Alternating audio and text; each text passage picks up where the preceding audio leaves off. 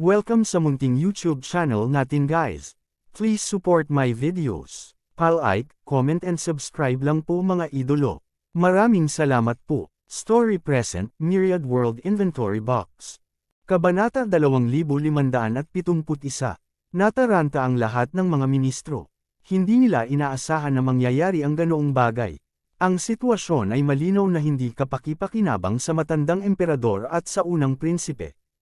Ang hukbo ni Chen Yuanguo ay nakapasok na sa lungsod. Kahit sa palasyo, naririnig nila ang mga sigawan ng labanan. Maliwanag, malapit na silang makarating sa palasyo.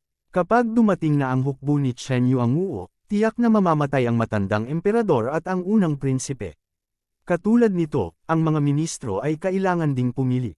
Upang pumili sa pagitan ng pagsuporta sa matandang emperador at sa unang prinsipe o pagsuporta sa pangalawang prinsipe, ito ay talagang isang problema para sa mga ministro. Noong una, ang matandang emperador ay palaging gustong ipasa ang trono sa unang prinsipe. May mga inaayos din siya dati. Alam ng mga ministrong ito ang intensyon ng matandang emperador. Higit pa rito, ang ikalawang prinsipe ay hindi masyadong may kakayahan.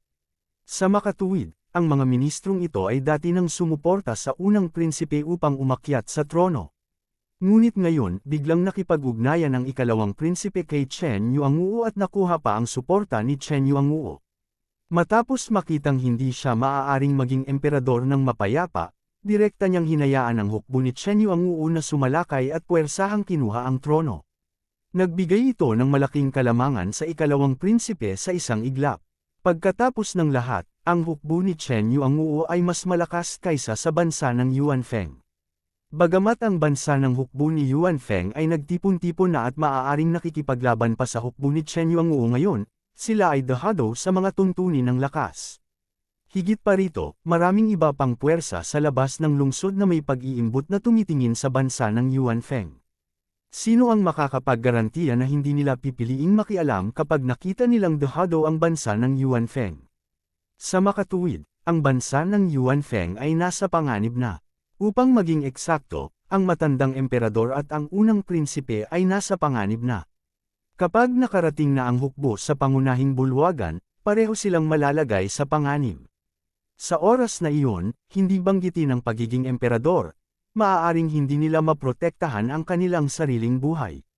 Tulad ng para sa mga ministrong ito, kapag pinili nilang suportahan ang unang prinsipe, malaki ang posibilidad na haharapin nila ang parehong malaking panganib gaya ng unang prinsipe. Gayunpaman, maraming tao ang hindi nagustuhan ang karakter ng ikalawang prinsipe. Kung hindi, ang ikalawang prinsipe ay hindi magkakaroon ng kaunting suporta kahit na siya ay aktibo ng napakatagal. Gayunpaman, hindi sila nang ahas na magsabi ng kahit ano sa pangalawang prinsipe ngayon. Ang mga sundalo sa pangunahing bulwagan ay hindi lamang palabas. Paano na? Mahal kong ama, maaari mo bang ipasa sa akin ang trono? Tumingin ang pangalawang prinsipe sa natakot na mga ministro at buong pagmamalaking sinabi sa kanyang ama. Sa kanyang opinyon, ang lahat ay nasa ilalim ng kanyang kontrol. Ang mga bagay ay naging maayos hanggang sa puntong ito. Sa suporta ng hukbo ni Chen Yuanguo, anuman ang ugali ng kanyang ama, hindi nito mababago ang huling resulta. Huwag mo nang isipin yun. Galit na sigaw ng matandang emperador. Hindi niya akalain na ang pangalawa niyang anak, na walang kwenta sa paningin niya, ay maglalakas loob na gawin ang ganoong bagay. Talagang naglakas loob siyang makipag-alyansa sa mga tagalabas para salakayin ang sariling bansa. May kasabihan na mas madaling mag-imbita ng demonyo kaysa paalisin siya. Ang mga tao ni Chen Yuanguo ay orihinal na may mga ambisyon para sa kanilang bansang Yuanfeng. Ngayon, ang tanggang anak niyang ito ay talagang nagkusa na bigyan ng pagkakataon ang kabilang partido na makapasok sa kanyang bansa. Naisip kaya niya na napakadaling pakitunguhan ng mga tao ni Chen Yuanguo. Ngayon na ang mga tao ni Chen Yuanguo ay nakapasok na sa lungsod, hindi ito magiging ganoon kadaling paalisin sila. Bagamat malapit nang magsimula ang digmaan sa bansang Fengju, at ilang bansa, kabilang ang Chen Yuanguo, ay magpapadala ng mga tropa sa bansang Fengju, tiyak na iiwan ni Chen Yuanguo ang mga tao sa bansang Yuanfeng. Kapag natalo ni Chen Yuanguo ang bansang Fengju, ang susunod na bansang masakop ay tiyak na bansang Yuanfeng. Naawa siya sa anak niyang walang alam. Ngayon, tinuring niya talaga ang mga tao ni Chen Yuanguo bilang mga kaibigan. Pagdating ng panahon, tiyak na kakainin siya hanggang sa hindi natitira kahit buto niya. Kung alam niya lang na gagawa ng ganoong katangahan ang anak niya, pinatay niya ito kagabi imbes na ikulong. Sa kasamaang palad, huli na ang lahat. Ang mga tao ni Chen Yuanguo ay nakapasok na sa lungsod. Bagamat medyo marami ang mga gwardya sa lungsod, alam ng matandang emperador na ang mga taong iyon ay tiyak na hindi makakalaban ng hukbo ni Chen Yuanguo. Ang pagkatalo ay sandali lamang. Ang matandang emperador ay hindi natatakot sa kamatayan. Matanda na siya at hindi maganda ang kanyang kalusugan. Hindi siya nagtagal upang mabuhay. Gayunpaman, ayaw niyang makitang mapahamak ang bansang Yuanfeng sa kanyang mga kamay. Kung nangyari iyon, pinabayaan niya ang kanyang mga ninuno. Kung gayon, hintayin natin na dumating ang hukbo ni Chen Yuanguo. Sabi ng ikalawang prinsipe, bagamat nasuhulan niya ang ilang gwardya ng palasyo, hindi niya kayang suhulan silang lahat. Marami pa ring tao ang sumuporta sa matandang emperador. Sa makatuwid, kung siya ay kumilos ng padalos-dalos ngayon, ang mga sumuporta sa kanya ay maaaring hindi tiyak na manalo. Hindi naging problema ang ipagtanggol at protektahan siya at ang domineering general mula sa pinsala. Sa makatuwid, ang ikalawang prinsipe ay hindi kumilos ng padalos-dalos. Sa halip, pinili niyang hintayin ang hukbo ni Chen Yuanguo na pumunta rito. Gayunpaman, ang panahong ito ay hindi masyadong maaantala. Tungkol naman sa domineering general, mas lalo siyang nababalisa. Ang kanyang mga iniisip ay katulad ng sa pangalawang prinsipe. Naramdaman nilang dalawa na nasa bag na nila ang bansang Yuanfeng. Hanggat naghintay sila ng ilang sandali para dumating ang hukbo sa labas, magiging maayos ang lahat. Sa oras na iyon, kontrolin nila ang buong bansa ng Yuanfeng. Yung second prince naman puppet lang. Bukod dito, isang papi na hindi mabubuhay ng matagal. Kapag natalo na nila ang bansang Fengju, ang papi na ito ang magiging katapusan ng buhay nito. Alam din ng matandang emperador na ang kasalukuyang sitwasyon ay lubhang mapanganib. Hindi mahalaga kung siya ay namatay, ngunit hindi niya maaaring hayaang mapahamak ang bansang Yuanfeng. Ang kanyang pangalawang anak ay malinaw na hindi naiintindihan ng puntong ito. Kaya naman, maaari na lamang niyang ilagay ang kanyang pag-asa sa kanyang panganay na anak. Hanggat nakatakas ang panganay na prinsipe, may pag-asa pa rin. Sa hinaharap, maaaring tipunin ng pinakamatandang prinsipe ang kanyang mga tauhan at ibalik ang bansa. Sa pag-iisip nito, sinabi ng matandang emperador sa mga tao, ibinabalita ko na mula ngayon, ang panganay na prinsipe ay siya ring bagong emperador ng bansang Yuanfeng. Aalis na agad ako, panipi, nagulat ang mga tao, hindi nila inaasahan na ipahayag ng matandang emperador ang ganoong desisyon sa oras na ito. Medyo biglaan talaga, galit na galit ang ikalawang prinsipe kaya tumayo siya at sinabing, hindi. Hindi ako sang-ayon, panipi. Nang makitang nasa harapan niya ang trono, halatang hindi matanggap ng ikalawang prinsipe ang kanyang kapatid na maging emperador. Kung iyon ang kaso, kahit na siya ay maging emperador, siya ay nasa likod ng panganay na prinsipe. Higit pa rito, sasabihin ng mundo na siya ay nagrebelde at inagaw ang trono sa kanyang kapatid. Hindi ito magiging katulad ng naisip niya sa simula, napilitin ng kanyang ama na magbitiw. Ito ay dalawang magkaibang bagay. Gayunpaman, nang gawin ng matandang emperador ang desisyong ito, halatang hindi niya isinasaalang-alang ang opinyon ng ikalawang prinsipe. Wala rin siyang pakialam sa mga nagulat na opisyal. Direkta niyang sinabi sa guard na nasa tabi niya, ilayo mo rito ang bagong emperador at tiyakin ang kanyang kaligtasan. Kabanata 2572. Upang maging personal bodyguard ng emperor, hindi lamang siya sanay, tapat din siya. Iyon ang dahilan kung bakit inayos ng matandang emperor ang kanyang personal na bodyguard na ihatid ang bagong emperador palabas. Hanggat nakatakas ang bagong emperador, magkakaroon pa rin ng pag-asa para sa bansa ng Yuanfeng. Oo, walang pagdadalawang isip na sagot ng bodyguard. Hindi siya nagdalawang isip na tuparin ang utos ng matandang emperador. Huwag mo nang isipin na umalis ka. Tumayo ang ikalawang prinsipe at sinabi.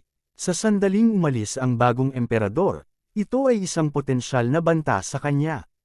Kung tutuusin, ang bagong emperador ang pumalit sa trono mula sa matandang emperador at kinilala ng mga tao. Kahit na nakuha niya ang trono sa pamamagitan ng karahasan, ito ay isang pagsasabuatan. Ang katwiran ay wala sa kanyang panig. Kung ibabalik ng kanyang kapatid ang mga tao upang agawin ang kanyang trono, ito ay isang malaking problema para sa kanya. Kaya naman hindi makaalis ang bagong emperador, nakakaakyat lang sa trono. Ang mga sundalong magkaharap sa pangunahing bulwagan ay handang lumaban anumang oras. Pare, hindi ako aalis. Sa sandaling ito, ang unang prinsipe, na napakatahimik sa lahat ng ito, ay nagsabi sa matandang emperador. Hanggang ngayon, napakakalma pa rin niya. Hindi siya nataranta dahil sa biglaang sitwasyon, at hindi siya labis na natuwa dahil siya ang naging bagong emperador. Ang katahimikan na ito ay isang bonus sa mga mata ng mga ministrong naruroon. Kung hindi dahil sa mapanganib na sitwasyon at sa katotohanan na ang bagong emperador ay maaaring hindi makatagal ng mahabang panahon, inakala pa ng mga ministrong ito na ang bansa ng Yuan Feng ay magiging maunlad sa ilalim ng pamumuno ng bagong emperador. Tanga, galit na sinabi ng matandang emperor, kailangan mong umalis. Ang bansa ng Yuan Feng ay hindi masisira sa aking mga kamay, at hindi ito masisira sa iyong mga kamay. Hanggat umalis ka, may isa pang pagkakataon sa hinaharap. Panipi, malinaw, ang matandang emperador ay ayaw umalis dahil ang unang prinsipe ay kumikilos sa salpok.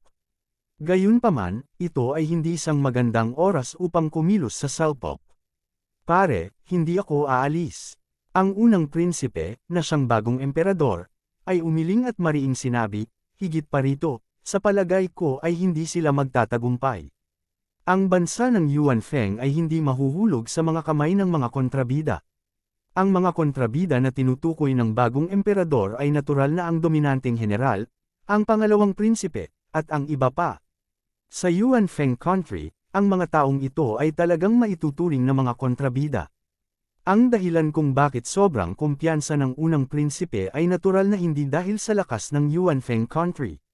Alam din niya na kulang pa ang lakas ng Yuan Feng country kumpara kay Chen Yuanguo.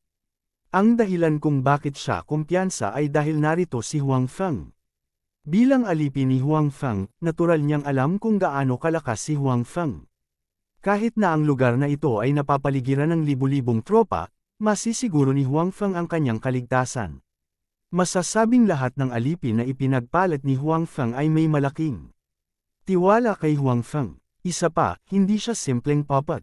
Siya ay may ilang mga kasanayan. Bagamat hindi siya masasabing kalaban ng 10,000 tao, mayroon pa rin siyang paraan para protektahan ang sarili. Kaya naman, kahit nasa panganib siya, hindi siya tatapakan. Gayunpaman, hindi alam ng iba ang sitwasyong ito. Inakala nilang lahat na siya ay kumikilos ng basta-basta at ayaw niyang umalis.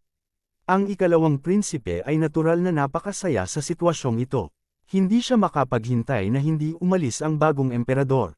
Nang dumating ang hukbo ni Chen Yuanguo, ang bagong emperador ay hindi makakaalis kahit na gusto niya.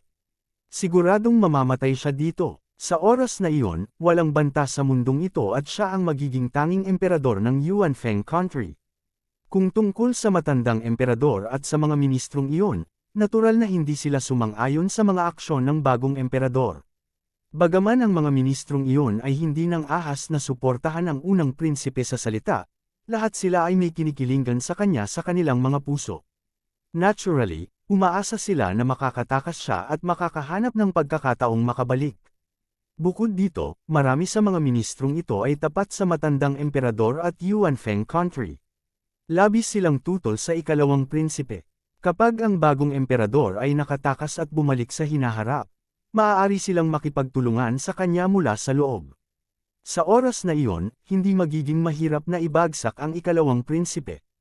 Natural na hindi sang-ayon ang matandang emperador sa ginawa ng kanyang panganay na anak. Gayunpaman, nadama niya na maaaring ito ay dahil ang kanyang panganay na anak na lalaki ay naging bagong emperador.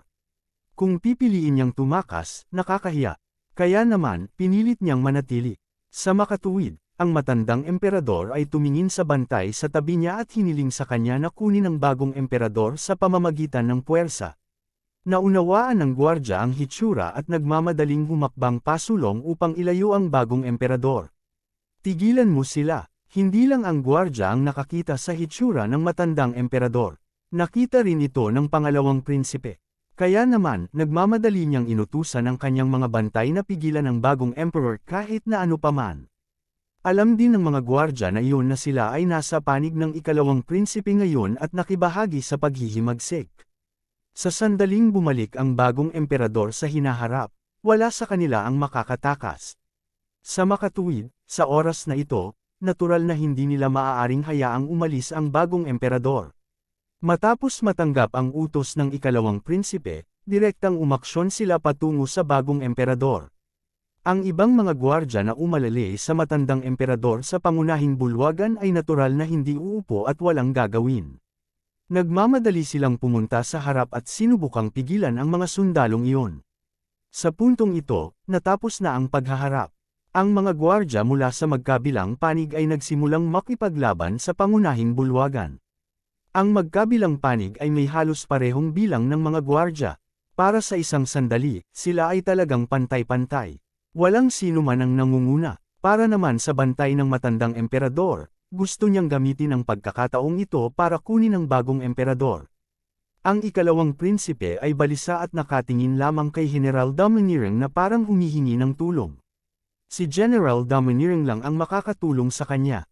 Ang General Domineering ay orihinal na inihanda upang manood ng isang magandang palabas. Gayunpaman, ngayon ay tila kailangan niyang gawin ito sa kanyang sarili. Kung tutuusin, problema rin niya ang pag-alis ng bagong emperador.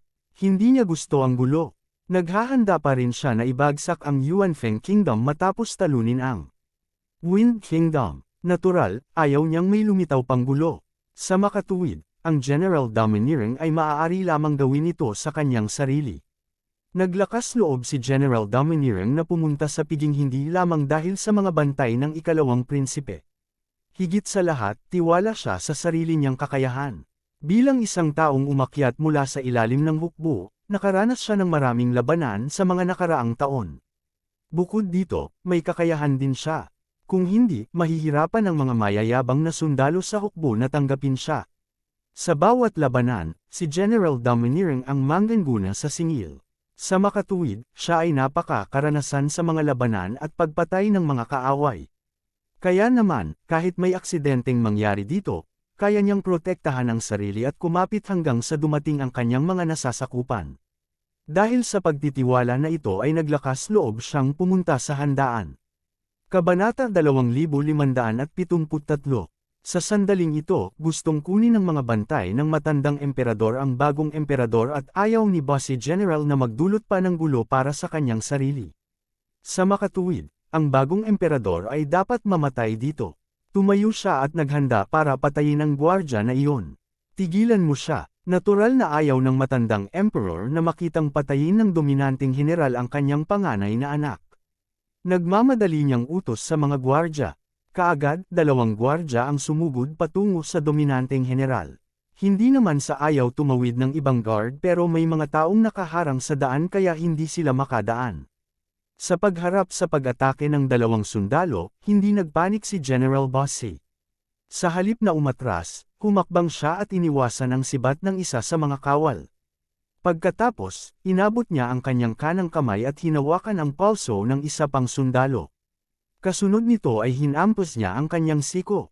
Napayuko sa sakit ang sundalo, at nasa kamay na ni General Bossy ang espada sa kanyang kamay. Matapos kunin ang sandata ay lalong lumakas ang aura ni Bossy General. Ibinato niya ang kanyang espada sa paparating na sundalo. Gustong umiwas ng sundalo ngunit mas mabilis si Bossy General.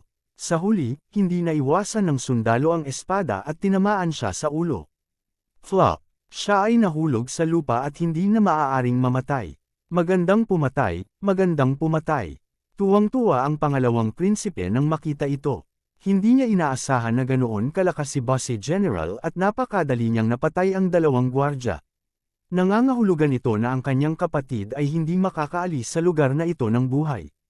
Tungkol naman sa bantay sa tabi ng unang prinsipe, natural niyang nakita ang buong proseso ng paggawa ni General Bossy. Puno ng pagkaseryoso ang mukha niya. Hindi niya inaasahan na si General Bossy, na isang mataas na opisyal ng militar, ay magkakaroon ng ganoon kalakas na individual na kasanayan pati na rin ang diskarte. Kahit siya ay hindi naglakas loob na sabihin na siguradong matatalo niya si General Bossy. Mabigat din ang loob ng matandang emperador. Ang kasalukuyang sitwasyon ay lubhang hindi kanais-nais para sa kanya at sa bagong emperador. Patuloy pa rin ang labanan sa bulwagan. Kahit na pinipigilan ng mga sundalo ang kanilang sarili at nakikipaglaban lamang sa kanilang sarili, hindi nila inatake ang iba pang mga opisyal sa bulwagan. Gayunpaman, kapag nanalo ang mga tauhan ng pangalawang prinsipe, hindi rin sila magkakaroon ng magandang wakas. Mas matindi ang labanan sa bulwagan. Parehong pantay ang tugma ng magkabilang panig. Karaniwan, matatanggap ng matandang emperador ang resultang ito. Gayunpaman, hindi niya ito matanggap ngayon dahil ang bawat minutong pagkaantala ay nangangahulugan na ang hukbo ni Chen Yuanguo ay papalapit na. Kapag nakarating na dito ang hukbo ni Chen Yuanguo, matatapos na. Ito, nais ng matandang emperador na tumawag ng mas maraming sundalo na pumasok. Gayunpaman, malinaw na maririnig ang tunog ng pagpatay mula sa labas ng bulwagan. Ang pangalawang prinsipe ay ngumiti ng may pagmamalaki at nagsabi, kahit na hindi ako nasuhulan ng kasing dami mo, hindi dapat maging problema na pigilan sila sandali. Dapat ay sapat na ito upang pigilan sila hanggang sa dumating ang hukbo ni Chen Yuanguo. Halatang hindi ang mga gwardya na sinuhulan ng ikalawang prinsipe ang nasa harapan nila. Marahil ay wala silang kasing dami ng sundalo gaya ng emperor, ngunit tulad ng sinabi niya, hindi magiging problema na pigilan sila sa loob ng ilang panahon. Sa sandaling hinintay nilang dumating ang mga sundalo ni Chen Yuanguo, naabot na sana nila ang kanilang layunin. Ang lalong ikinabahala ng matandang emperador ay napatay na ni Bossy General ang daan patungo sa bagong emperador. Kahit na may mga sundalong humaharang sa kanyang daraanan, hindi sila nagtagumpay. Malapit nang marating ni Bossy General ang panig ng bagong emperador. Bilasan mong paalisan ang bagong emperador. Ang matandang emperador ay tanging sabik na sumigaw. Sa sobrang kaba niya ay umubo siya ng marahas ng ilang beses. Namutla at namutla ang mukha niya. Tila lumala ang kanyang kalagayan. Walang nakakaalam kung gaano siya katagal makakapit. Siyempre, gusto rin ng gwardya na paalisan ang bagong emperador. Gayunpaman, napigilan din siya ng mga sundalong sinuhulan ng ikalawang prinsipe. Kaya naman, kahit na hindi siya kayang saktan ng mga taong iyon, inaantala siya ng mga ito at hinayaan ang dominanteng general na dumating sa harapan niya. Gusto mong umalis? Humingi ka ba ng pahintulot ko? Hinarang ni Bossy General ang daraanan ng gwardya at nakangiting sabi, "Kamahalan, mauna na po kayo. I'll hold him off," sabi ng gwardya sa bagong emperador. Napakagulo ng sitwasyon. Kahit na sumugod ang bagong emperador sa bulwagan, hindi niya magagarantiya na ligtas siyang makakatakas mula sa palasyo. Kung tutuusin, may mga sigaw ng pagpatay sa lahat ng dako sa palasyo. Nagkagulo na sa labas. Ang unang prinsipe ay may marangal na katayuan. Buti na lang at hindi siya natakot sa eksenang nasa harapan niya. Hindi inaasahan ng isa na siya ay napakalakas. Gayunpaman, wala na siyang pakialam ngayon. Ang pangalawang prinsipe ay nasuhulan ng maraming bodyguard. Kahit na mas maraming bodyguard ang pumasok, ang matandang emperador ay hindi nang ahas na lubusang magtiwala sa kanila. Hindi niya alam kung sinuhulan ba sila ng pangalawang prinsipe o hindi. At ang bodyguard na iyon ay nakikipaglaban na sa dominanteng general at hindi na makalayo. Noong una, malabo lang ang pakiramdam ng gwardya na hindi mahina si General Bossy, pero sa totoo lang, hindi siya masyadong malinaw kung gaano kalakas ang kabilang partido. Gayunpaman, nang lumaban siya sa kabilang partido, malinaw niyang naramdaman na ang lakas ng kabilang partido ay mas malakas kaysa sa inaakala niya. Kahit na siya iyon, ang pagnanais na talunin ang kabilang partido sa maikling panahon ay imposible lamang. Kahit na siya iyon, kung gusto niyang talunin ang kabilang partido sa maikling panahon, ito ay karaniwang imposible. Sa ganitong mga kalagayan, kapag siya ay natalo, ito ay mangangahulugan ng kamatayan. Kaya naman, maaari lamang siyang umasa sa bagong emperador at manalangin na siya ay makatakas ng ligtas. Gayunpaman, sa katotohanan, ang unang prinsipe, na siya ring bagong emperador, ay hindi masyadong nag-aalala. Gusto pa niyang tulungan ng gwardya at patayin muna si General Bahu. Dapat malaman ng isang tao na hindi niya kilala ang unang prinsipe mula pa noon. Siya ay isang alipin na ipinagpalit ni Huang Feng, kaya mayroon pa rin siyang ilang mga kasanayan. Kung makikipagtulungan siya sa gwardya, maaaring mabilis nilang mapatay si General Bahu. Gayunpaman, nang malapit nang lumapit ang unang prinsipe at tumulong, lumapit ang ikalawang prinsipe at pinigilan siya. Hindi mo inaasahan na mangyayari ito, tama. Napangiti ng may pagmamalaki ang pangalawang prinsipe. Tumingin siya sa unang prinsipe at sinabing, matigas ka talaga. Hindi kita kayang patayin kahapon. Gayunpaman, nakatadhana kang mamatay sa harap ko. Ngayon, hindi ka makakatakas kahit anong mangyari. Sa pag-aakalang malapit nang mamatay ang unang prinsipe at malapit na siyang maging bagong emperador ng Yuanfeng country, hindi maiwasan ng pangalawang prinsipe na maging proud. Sa ilalim ng kanyang matalinong pamumuno, ang Yuanfeng country ay pupunta sa kaluwalhatian. Siya ay magiging isang dakilang emperador. Takasan, sinong nagsabing tatakas ako? Tahimik na tumingin ang unang prinsipe sa pangalawang prinsipe na nasa harapan niya. May ngiti din siya sa labi. Isang ngiti na nagpakamot sa ulo ng mga tao. Hindi ba siya dapat matakot ng husto sa mga oras na ito? Sobrang takot. Paano siya ngumiti? Maraming tao ang nataranta, kabilang ang pangalawang prinsipe, na nakaupo sa tapat niya. Kabanata 2574. Hindi nakatakas. Don't tell me gusto mo akong patayin. Kinuya ng ikalawang prinsipe ang bagong emperador. Bagamat ang ikalawang prinsipe ay pinaglayaw sa lahat ng oras na ito, at dahil sa kanyang pagnanasa sa mga babae, ang kanyang katawan ay mahina at hindi niya kayang talunin ang isang ordinaryong sundalo. Gayunpaman, sa kanyang opinyon, ang bagong emperador ay hindi mas mahusay kaysa sa kanya.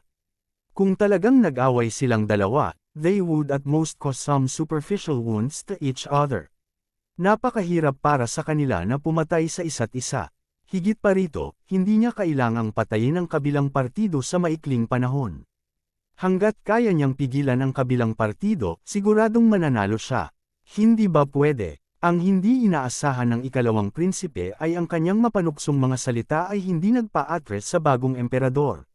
Sa halip, kinuha niya ang pagkakataon para ipagpatuloy ang usapan. Patayin mo ako, haha, sa tingin mo kaya mo yan. Mahal kong maharlikang kapatid. Naging emperador ka ba at nasa sabik na nasira ang iyong utak?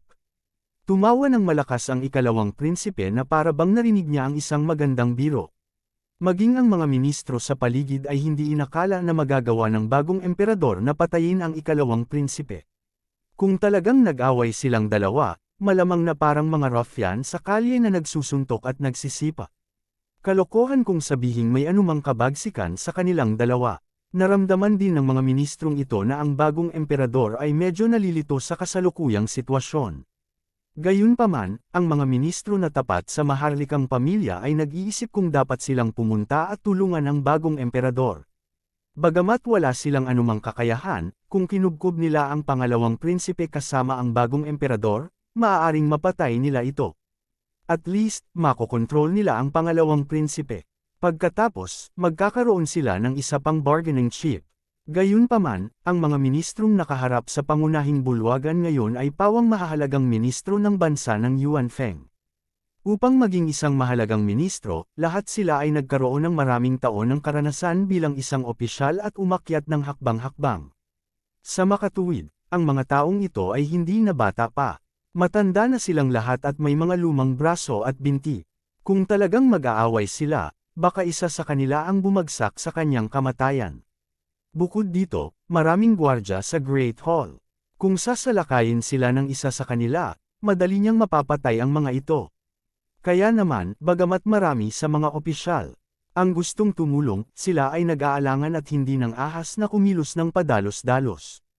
Nang makita ang pag-aalinlangan sa mga mukha ng mga ministro, ang pangalawang prinsipe ay napangiti pa ng may pagmamalaki. Walang sino man dito ang makakatulong sa unang prinsipe. Kung gusto siyang patayin ng unang prinsipe, biro lang iyon, at siguradong mananalo siya. Gayunpaman, hindi nagtagal ang baliw na pagtawa ng ikalawang prinsipe. Bigla siyang natigilan, at ang ekspresyon ng mukha niya ay nanlamig. Dahan-daang ibinaba ng ikalawang prinsipe ang kanyang ulo. Sa pagtingin sa punyal sa kanyang tiyan at sa bagong emperador na biglang sumulpot sa kanyang harapan, ang ngiti sa kanyang mukha ay naging ekspresyon ng hindi makapaniwala. Paano ito posible? Tila tumahimik ang magulong eksena dahil sa biglaang pangyayari. Hindi makapaniwalang napatingin ang lahat sa eksenang nasa harapan nila. Hindi nila akalain na papatayin talaga ng bagong emperador ang ikalawang prinsipe. Bukod dito, ito ay tila napakadali. Tulad ng ikalawang prinsipe, lahat ng naruroon ay napuno ng pagdududa.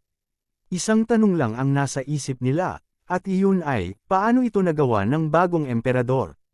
Bagamat mayabang ang ikalawang prinsipe, hindi siya tanga. Kahit na hinaharangan niya ang dinadaanan ng unang prinsipe, hindi siya masyadong malapit sa unang prinsipe. Hindi bababa sa 2 metro ang pagitan nilang dalawa. Ito ay isang ligtas na distansya. Kung gusto siyang tambangan ng unang prinsipe, basta gumawa siya ng hakbang, mahahalata niya ito at madaling makaiwas.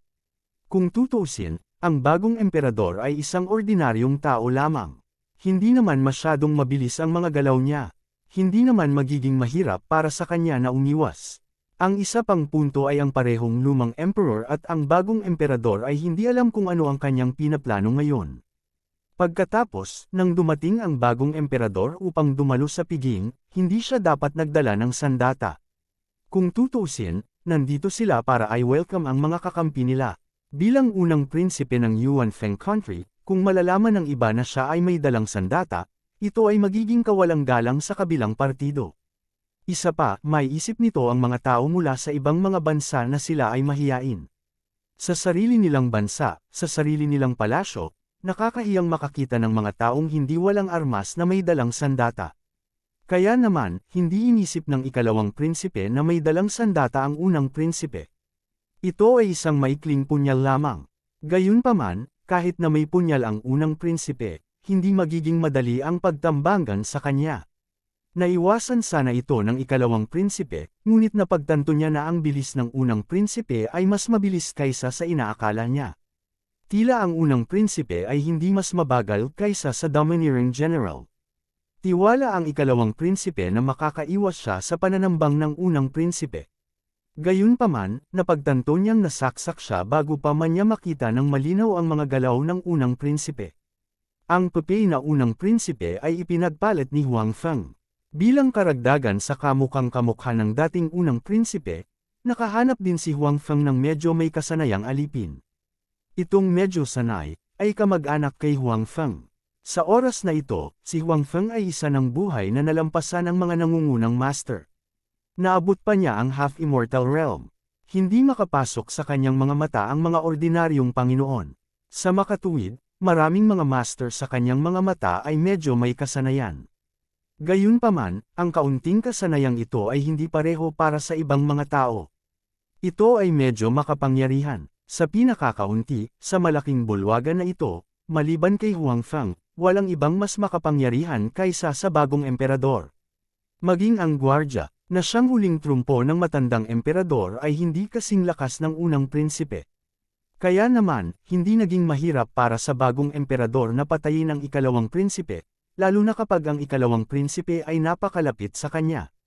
Bukod dito, ang ikalawang prinsipe ay walang pagtatanggol. Iyon ay hindi isang problema sa lahat. Gayunpaman, hindi ito matanggap ng lahat ng naruroon, kabilang ang ikalawang prinsipe at ang matandang emperador. Pamilyar na pamilyar sila sa bagong emperador. Kahit na ang bagong emperor ay hindi mahina, tiyak na hindi siya masyadong malakas. At least, hindi siya kasing lakas ng pinapakita niya ngayon. Bukod dito, napanatili ng bagong emperor ang kanyang kalmado at tiwala na ugali mula sa simula hanggang sa wakas. Parang iba sa dati. Gayunpaman, ang matandang emperador at ang pangalawang prinsipe ay nag-ambala sa serye ng mga kaganapan at hindi napansin ang abnormalidad ng bagong emperador. Ngayon, parang napansin nila na medyo iba ang bagong emperador sa unang prinsipe na kilala nila. Walang imposible, sabi ni Lu Zuan. Inilabas ng bagong emperador ang punyal mula sa tiyan ng ikalawang prinsipe at muling sinaksak. Bumagsak sa lupa ang pangalawang prinsipe at nalagutan ng hininga. Kabanata 2575. Ang biglaang pagkamatay ng ikalawang prinsipe ay naging sanhi ng pagkatahimik ng lahat. Hindi nila akalain na ang ikalawang prinsipe, na may mataas na posibilidad na umakyat sa trono, ay biglang mamamatay. Bukod dito, siya ay namatay sa mga kamay ng bagong emperador, na walang sinumang nagbigay pansin noon. Tumingin ang matandang emperador sa pangalawang prinsipe, na namatay na nakadilat ang mga mata. Ang kanyang ekspresyon ay komplikado. Bagamat naakit ng ikalawang prinsipe ang mga tagalabas na maghimagsik, anak pa rin niya ito. Ngayon, patay na siya. Bukod dito, namatay siya sa kamay ng isa pa niyang anak. Ito ay talagang isang malungkot at mahirap na bagay na tanggapin. Gayunpaman, kahit na komplikado ang kanyang iniisip, nakahinga ng maluwag ang matandang emperador. Alam niya ang kakayahan ng kanyang pangalawang anak. Kung siya ang magiging bagong emperador ng bansa ng Yuanfeng, tiyak na mawawasak ang bansa sa kanyang mga kamay. Ang pinakamalaking posibilidad ay isama ito ni Chen Yuanguo, na halatang hindi ang gusto niyang makita. Ngayong patay na ang kanyang pangalawang anak, si Chen Yuanguo ay may mas kaunting papi na maaari niyang kontrolin. Ito ay isang magandang bagay para sa bansa ng Yuanfeng, lalo na nang inilantad na ni Chen Yuanguo ang kanyang mga ambisyon. Sa pagkamatay ng ikalawang prinsipe, magiging mahirap para sa mga tao ni Chen Yuanguo na kontrolin ang iba pang mga prinsipe ng bansa ng Yuanfeng. Sa makatuwid, halos gamaan ang pakiramdam ng matandang emperador. Gayunpaman, nang tingnan niya ang kanyang panganay na anak, na siyang bagong emperador ng bansa ng Yuanfeng na kakakilala pa lang niya, naging komplikado muli ang kanyang ekspresyon. Ang kanyang pares ng maulap na mga mata ay nakatitig sa kanyang panganay na anak, na para bang gusto niya itong makilala muli.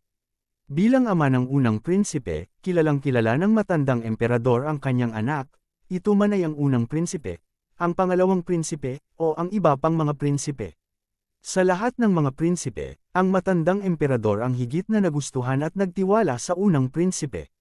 Sa makatuwid, noon pa man ay gusto na niyang ipasa ang trono sa unang prinsipe. Kahit na sinubukan ng ikalawang prinsipe ang kanyang makakaya upang gumanap sa kanyang harapan at lumipat sa gitna ng mga ministro, hindi siya nagpatinag. Ito ay dahil alam din niya kung anong uri ng tao ang pangalawang prinsipe. Gayunpaman, bagamat ang matandang emperador ay lubos na nasisiyahan sa unang prinsipe, hindi ito nangangahulugan na ang unang prinsipe ay walang anumang mga pagkukulang. Isa sa mga bagay na hindi nasiyahan sa matandang emperador ay ang hindi gusto ng unang prinsipe sa martial arts. Kailangang malaman ng isa na sila ay mga bansa sa labas ng Great Lu Dynasty. Bukod dito, mayroong higit sa isang bansa sa labas ng Great Lu Dynasty. Ang mga bansang ito ay hindi palaging nagkakasundo ng mapayapa, lalo na sa mga nagdaang taon, kahit na walang malalaking digmaan, mayroong maraming maliliit na salungatan. Lalo na sa mga nakalipas na taon, ang Wind Absolute Country ay nanakawan ng maraming magagandang bagay mula sa Great Lu Dynasty. Mabilis silang umunlad at tila nais na pag-isahin ang mga bansa sa labas ng Great Lu Dynasty. Sa makatuwid, ang relasyon sa pagitan ng mga bansa sa labas ng Great Wall ay hindi masyadong maganda. Sa ganitong mga kalagayan, ang isang prinsipe na mahilig sa martial arts ay halatang mas mahalaga kaysa sa isang prinsipe na mahilig sa kultura, at mas kailangan din ng bansa. Gayunpaman, ang unang prinsipe ay mahilig sa kultura mula pagkabata, at lalo na interesado sa kultura ng dakilang dinastiyang Lu. Hinanggad din niya ang dakilang dinastiyang Lu. Dahil dito, medyo nalungkot ang matandang emperador. Hindi sa hindi niya sinubukang hikayatin ang unang prinsipe nitong mga taon, ngunit wala itong gaanong epekto. Ang unang prinsipe ay wala pa ring gaanong interes sa martial arts. Kadalasan, mahilig siyang sumayaw at magsulat. Dahil dito, sumuko ang matandang emperador. Inaliw niya ang sarili sa kanyang puso na hindi na kailangan ng emperador na pumunta sa front line, basta't alam niya kung paano pamahalaan ang bansa. Sa makatuwid, hindi niya pinilit ang unang prinsipe na magsanay ng martial arts. Gayunpaman, ang unang prinsipe sa harap ng matandang emperador ay mayroon na ngayong napakalakas na kakayahan. Naramdaman lang ng matandang emperor ang napakalakas na aura mula sa kanyang personal na bodyguard. Maaaring mas malakas pa ang kakayahan ng unang prinsipe kaysa sa kanyang personal na bodyguard. Paano ito naging posible? Hindi banggitin ng ikalawang prinsipe, kahit ang matandang emperador ay hindi matanggap ang katotohanan ito. Malinaw na ayaw ng kanyang anak sa martial arts at hindi nakakaintindi ng martial arts. Paano siya biglang naging napakalakas? Ang husay na ito, mas malakas pa siya sa personal bodyguard niya. Ang kanyang unang prinsipe, kailan pa siya nagkaroon ng ganoong kakayahan? Anak pa ba niya ito? Ang masusing tingin ng matandang emperor ay huminto sa bagong emperor, ang kanyang puso ay puno ng hinala. Iba rin ang ugali ng bagong emperador sa nalaman niya sa kanyang panganay na anak. Ang kalmado at may kumpiyansang hitsura na iyon ay hindi isang bagay na basta-basta mapeke. Gayunpaman, ang bagong emperador sa kanyang harapan ay kamukha ng kanyang panganay na anak. Hindi inisip ng matandang emperador na mali siya tungkol dito. Kahit na sa ilang maliliit na detalye, ang bagong emperador ay eksaktong kapareho ng kanyang anak. Paano ito maipaliwanag? Gusto talaga ng matandang emperor na kunin ang bagong emperor ngayon at hilingin sa kanya ng malinaw na lutisin ang mga pagdududa sa kanyang puso. Gayunpaman, ang sitwasyon sa bulwagan ay naging imposible para sa kanya na gawin ito. Bagamat patay na ang ikalawang prinsipe, nandoon pa rin ang dominanteng general, at naroon pa rin ang mga rebeldeng tanod. Magulo pa ang eksena. Ngayon, bilang bagong emperador, iniuutos ko sa iyo na ibaba ang iyong mga sandata. Maaari kong hayaan ang mga nakaraan na lumipas. Kung sino man ang tatanggi pa rin na mamulat, sila ay mapaparusahan sa krimen ng paghihimagsik. Hinawakan ng bagong emperor ang dumudugong punyal sa kanyang kamay at malamig na tumingin sa mga sundalo sa bulwagan. Ang nangingibabaw na general ay malinaw na hindi susuko ng ganoon kadali. Gayunpaman, iba ang mga sundalong ito. Sila ay binili ng ikalawang prinsipe at walang kinalaman sa dominanteng general. Inilagay din nila ang kanilang pag-asa sa ikalawang prinsipe. Ngayong patay na ang ikalawang prinsipe, wala na silang pag-asa. Sa ganitong mga kalagayan, binigyan sila ng bagong emperador ng pagkakataong magbukas ng bagong dahon. Naturally, maraming tao ang nag-aalangan. Don't listen to him. He said this to make you give up resisting. Once you put down your weapons, you can only be on his mercy. He will definitely settle the score with you. Sigaw ng dominanteng general. Dahil sa biglaang pagkamatay ng pangalawang prinsipe, ang kasalukuyang sitwasyon ay lubhang hindi pabor para sa kanya. Sinuportahan ng mga sundalo sa bulwagan na ito ang pangalawang prinsipe, hindi siya. Kapag ang mga taong ito ay sumuko at inilapag ang kanilang mga sandata, siya ay nasa isang sitwasyon kung saan kailangan niyang lumaban ng mag-isa. Sa labas, kahit na ang hukbo ni Chen Yuanguo ay nakapasok na sa lungsod, hindi pa sila nakakarating sa bulwagan na ito. Kaya naman, wala siyang ibang katulong. Dahil dito, napakadelikado ng kanyang kalagayan ngayon. Lalo na nang ipakita ng Crown Prince ang kanyang kakayahan, mas naging mapanganib ang kanyang sitwasyon. Hindi niya alam kung makakapit siya hanggang sa dumating ang mga sundalong nasa ilalim ng kanyang command. Walang ingat, nagsisi ang dominanteng general ngayon. Kung alam niyang mangyayari ito, hindi na sana siya papasok sa lungsod. Hindi rin sana siya umaasa sa walang kwentang ikalawang prinsipe. Hindi rin niya inaasahan na ang unang prinsipe ng Yuanfeng country ay may ganoong kasanayan. Parang wala sa kontrol niya ang lahat. Kabanata 2576. Napag-isipan mong mabuti, may kikinig ka ba sa isang tagalabas o makikinig sa akin? Sinabi ng bagong emperador, alam ng lahat ang tungkol sa ligaw na ambisyon ni Chen Yuanguo. Kapag nasakop na nila ang ating bansa, lahat ng tao dito ay hindi magkakaroon ng magandang buhay. Ang bagong emperador ay nagpapaalala sa lahat na kahit na ang nangingibabaw na general ay malakas, siya ay isang tagalabas pa rin. Siya ang lalaki ni Chen Yuanguo. Ang ligaw na ambisyon ni Chen Yuanguo ay ganap na naipakita bago ito. Sa makatuwid, ang lahat ay kailangang isaalang-alang ito ng mabuti. Ang pinaka-relax na mga tao ay ang mga ministro sa pangunahing bulwagan. Hindi sila kasing pukana ng mga sundalo. Mas matalino sila. Ngayon, napakalinaw ng sitwasyon. Si Chen Yuanguo ay may mga disenyo sa Yuanfeng Kingdom, at kapag nasakop na ni Chen Yuanguo ang lugar na ito, lahat sila ay aatakihin at hindi na mapapanatili ang kanilang kasalukuyang katayuan. Pagkatapos ng lahat, sila ay mga tao ng Yuanfeng Kingdom. Kung gusto ni Chen Yuanguo na pamunuan ang lugar na ito, tiyak na pipiliin niya ang sarili niyang mga tao at hindi ang mga tao ng Yuanfeng Kingdom. Sa makatuwid, si Chen Yuanguo na namumuno sa lugar na ito ay hindi para sa interes ng mga ministrong ito. Gayunpaman, ito ay naiiba nang ang unang prinsipe ay umakyat sa trono. Siya ang orihinal na Crown Prince ng Yuanfeng country, kaya normal para sa kanya na maging emperor. Matapos maging emperador ang unang prinsipe, tiyak na patuloy niyang gagamitin ang mga ministrong ito para pamunuan ang bansa. Bukod dito, nang tumalon ang ikalawang prinsipe, hindi sinuportahan ng mga ministrong ito ang unang prinsipe, ngunit hindi rin nila sinuportahan ang ikalawang prinsipe. Sa makatuwid, hindi nila kailangang mag-alala na parusahan sila ng unang prinsipe. Kung tutuusin, napakadelikado ng sitwasyon. Buti na lang hindi sila tumalon para suportahan ang ikalawang prinsipe. Naniniwala sila na mauunawaan ng bagong emperador. Sa kasong ito, malinaw na ang pag-akyat ng unang prinsipe sa trono ay para sa interes ng mga ministrong ito. Natural na susuportahan nila ang bagong emperador. Ibaba ninyo ang inyong mga armas. Umakyat na sa trono ang bagong emperador. Dapat makinig kayong lahat sa utos ng bagong emperador. Mabait ang bagong emperador. Bigyan mo sila ng pagkakataong itama ang kanilang mga pagkakamali. Huwag ituloy ang pagkakamali. Kayong lahat ay mga sundalo ng Yuan Feng country. Huwag gamitin ng isang tagalabas. Sa oras na ito, sinubukan ng lahat ng mga ministro na hikayatin ng mga sundalo na ibaba ang kanilang mga sandata. Kung tutuusin, kung patuloy silang lumaban, wala itong may dudulot na kabutihan sa kanila. Ngayong nasa harapan na nila si Chen Yuanguo, ang kailangan nilang gawin ay magkaisa bilang isa.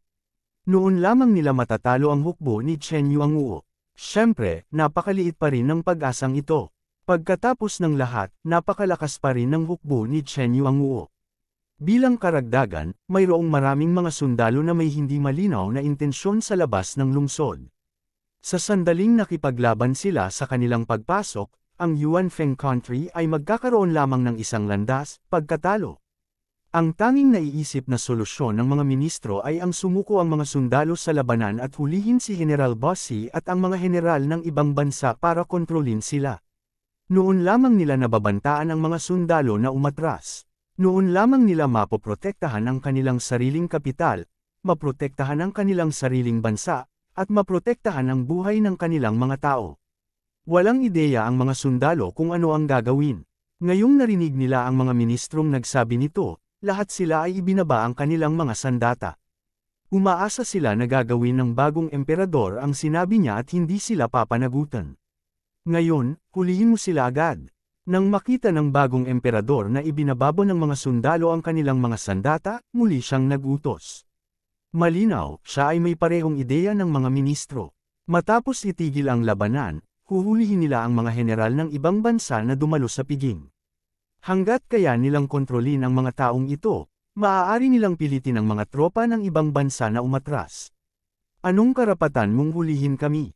Wala kaming ginawa. Panipi, tama, si Chen Yuanguo ang sumalakay sa Yuan Feng country. Ano ang kinalaman nito sa atin? Huwag samobra. Ang mga general ng ibang mga bansa ay lahat ay hindi nasisiyahan sa sandaling ito. Nang tumalon ang ikalawang prinsipe at General Bossi upang salakayin ang bansa ng Yuan Feng, pinili nilang lahat na maghintay at makita. Hindi nila sinuportahan ang bansa ng Chen Yuanguo o ang bansa ng Yuan Feng. Sila ay naghihintay para sa huling nagwagi upang lumitaw. Ito ang pagpipili ang makikinabang sa kanila. Noong una, inakala nila na si Chen Yuanguo ang karaniwang nanalo. Pagkatapos ng lahat, ang hukbo ay nakapasok na sa Yuan Feng country. Ang pangalawang prinsipe at ilang mga sundalo ng Yuan Feng country ay nasa pangunahing bulwagan. Bukod dito, personal na dumating si General Bossi. Si Chen Yuanguo ay karaniwang isasama ang Yuan Feng country. Habang ang mga general ng ibang mga bansa ay nag-iingat kay Chen Yuanguo, handa rin silang suportahan si Chen Yuanguo. Alam nila na si Chen Yuanguo ay ambisyoso at hindi papayag na isama na lang ang Yuan Feng country. Nanganganib din ang mga bansang kanilang kinaroroonan. Gayunpaman, ang kasalukuyang sitwasyon ay si Chen Yuanguo ang may kapangyarihan. Sa oras na ito, maaari lamang nilang piliin na suportahan si Chen Yuanguo. Kung hindi, bibigyan nila ng dahilan si General Bossi. Sino ang nakakaalam kung gagamitin niya ang dahilan na ito para patayin sila pagkatapos ma-annex ang Yuan Feng country? Sa makatuwid, kahit na nag-iingat sila sa mga aksyon ni Chen Yuanguo, ang mga general na ito ay maaari lamang pumili na suportahan si Chen Yuanguo. Kung paano nila haharapin ang bagay na ito, malalaman lamang nila pagkatapos nilang tumakas at makipag-ugnayan sa kanilang sariling mga bansa. Gayunpaman, habang naghahanda silang suportahan si Chen Yuanguo, nagbago ang sitwasyon. Ang ikalawang prinsipe, na orihinal na mananalo, ay sinaksak hanggang mamatay ng bagong emperador ng Yuanfeng country.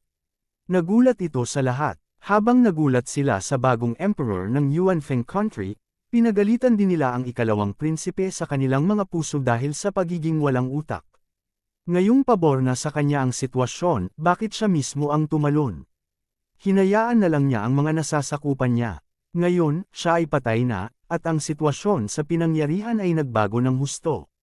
Gayunpaman, kahit na sinusumpa ng mga general mula sa ibang mga bansa ang pangalawang prinsipe dahil sa pagiging walang utak, hindi sila nag-aalala tungkol sa kanilang sariling kaligtasan. Ito ay dahil hindi nila sinuportahan ang pangalawang prinsipe o ang dominanteng general. Palagi nilang pinananatili ang isang neutral na paninindigan. Ngayon, kontrolado na ng mga tao sa Yuanfeng country ang sitwasyon, ngunit marami sa mga tropa ni Chen Yuanguo ang nasa labas. Ang sitwasyon ay hindi favorable para sa Yuanfeng country. Sa ilalim ng gayong mga kalagayan, hanggat ang emperador ng Yuanfeng country ay hindi tanga, hindi niya sila sasalakayin at dadami ang sarili niyang mga kaaway. Gayunpaman, hindi nila inaasahan na ang bagong emperador ng Yuanfeng country ay talagang maglalakas loob na magbigay ng ganoong utos at atakihin sila. Agad nitong ikinagulat at ikinagalit ang mga general ng ibang bansa. Pagod na bang mabuhay ang bagong emperador ng Yuanfeng country? Kaharap na niya ang hukbo ni Chen Yuanguo, ngunit gusto pa rin niyang pokawin sila. Naisip ba niya na wala siyang sapat na mga kaaway at hindi siya mamamatay ng mabilis? Kabanata 2577. Hindi dahil ayaw ng mabuhay ng bagong emperador ng Yuanfeng. Sa katunayan, bilang papay ni Huangfeng, ang bagong emperador ng Yuanfeng ay puno ng kumpiyansa dahil si Huangfeng ay nagtatago sa pangunahing bulwagan. Naniniwala siya na hanggat nandoon si Huangfeng, tiyak na siya ang huling mananalo. Kaya naman, mula sa simula hanggang sa wakas, siya ay napakatiwala at mahinahon. Ito rin ang isa sa mga dahilan kung bakit naghinala ang matandang emperador. At ngayon, ang dahilan kung bakit ang papay na emperador na ito ay nang ahas na gumawa ng hakbang sa mga general ng ibang mga bansa ay dahil mayroon siyang sariling mga ideya. Ang paggawa nito ay ang pinakakapakipakinabang sa kanila. Higit pa rito, narito si Huangfeng. Kahit na may nangyaring hindi inaasahan, tutulong si Huangfeng na linisin ang mga resulta. Walang mangyayari sa kanya, at walang mangyayari sa bansang Yuanfeng. Lahat, please calm down. Sa pagharap sa pagtatanong at galit ng mga general ng ibang mga bansa, ang bagong emperador ng Yuanfeng country ay napakalma pa rin. Tiningnan niya ang mga taong iyon at sinabing, ngayon, alam na lang natin na ang hukbo ni Chen Yuanguo ay nakapasok na sa lungsod. Gayunpaman, hindi tayo sigurado kung nakapasok na ang iyong mga tropa sa lungsod. Natatakot lang ako na ang mga tropang iniwan mo sa labas ay sumunod at samantalahin ang sitwasyon. Malinaw, hindi yun ang gusto kong makita. Kaya, maaari lang akong hindi munang magkasala sa iyo, kung gayon ang lahat ng mga tao ay hindi ka muna susunod sa iyo, sa personal. Ang mga salita ng bagong emperador ng Yuanfeng country ay nagpatahimik sa mga general ng ibang mga bansa. Alam nila na ang bagong emperador ng Yuanfeng country ay hindi tanga para salakayin sila. May sarili siyang ideya, kung sila ang nasa posisyon niya, malamang nagagawin nila ang parehong bagay tulad ng bagong emperor. Pagkatapos ng lahat, ito ang pinakaligtas na paraan. Gayunpaman, ang pag-unawa ay isang bagay. Ngayong nagawa na ito ng bagong emperador ng Yuanfeng country, lahat sila ay naging hostage niya. Ayon sa kanilang pagkaunawa sa mga general at sundalo sa sarili nilang hukbo, malaki ang posibilidad na pipiliin nilang sumunod sa uso at pumasok sa lungsod. Marahil, ang kanilang mga tao ay nakapasok na sa lungsod. Kung tutuusin, kung sila man, pipiliin din nilang sundan si Chen Yuanguo sa lungsod upang mangisda sa magulong tubig at umani ng ilang benepisyo. Pagkatapos ng lahat, ito ang kabisera ng Yuanfeng country. Nagkaroon ng maraming kayamanan. Kahit nakakainin ng mga tao ni Chen Yuanguo ang karamihan nito, makakamit pa rin nila ang ilang mga benepisyo kung sumunod sila. Sa pag-iisip nito, mas nabahala ang mga general ng ibang bansa. Kapag talagang sumunod ang kanilang mga tao, marahil ang kanilang kapalaran ay hindi mas mahusay kaysa sa General Bossy. Baka mamatay pa sila dito. Kaya naman, sinabi ng mga general na iyon sa bagong emperador ng Yuanfeng country, nakapasok na tayo sa palasyo. Hindi natin alam ang sitwasyon sa labas. Tama, sumunod man ang mga tao namin, hindi namin iyon intensyon. Nandito kaming lahat. Ang utos na pumasok sa lungsod ay hindi namin binigay, hindi kami. Hindi namin alam ang iniisip ni Chen Yu ang noon, kaya wala kaming anumang intensyon na salakayin ang Yuanfeng country. Kahit na sumunod ang mga tao namin sa labas, dahil lang sa naimpluwensyahan sila ni Chen Yu ang wala itong kinalaman sa amin, at hindi namin iyon tunay na intensyon. Ang mga general na iyon ay nagsimulang magdahilan isa-isa. Kahit na ang pagsasabi nito ay makakasakit kay Chen Yu ang at General Bossy, wala na silang pakialam ngayon. Matapos maibaba ng mga rebelding sundalo ang kanilang mga armas, ang bulwagan na ito ay ganap na ngayong kontrolado ng mga tao ng Yuanfeng country. Ang mga taong ito ay hindi kinakailangang ligtas. Upang masiguro ang kanilang sariling kaligtasan, hindi naging problema para sa kanila na sabihin ito. Isa pa, totoo ang sinabi nila. Ang mga tao ni Chen Yu ang ay hindi nakikipag-usap sa kanila noon, at hindi nila alam na ang mga tao ni Chen Yu ang ay nagpaplano ng bagay na ito. Halatang ayaw nilang maging scapegoat para sa isang bagay na hindi nila alam. Kahit na malaman ng mga tao ni Chen Yu ang mamaya, hindi sila masisisi.